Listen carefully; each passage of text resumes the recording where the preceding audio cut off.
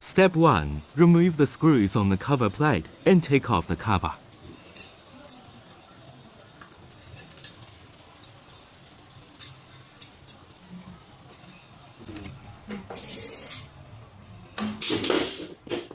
Step 2. Locate the 4 connectors yellow connected to the battery and unplug them one by one.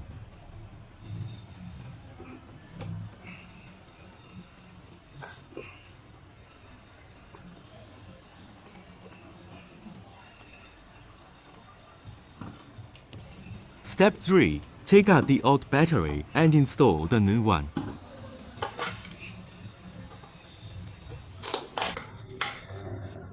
Step 4. Reconnect the plugs and replace the cover plate.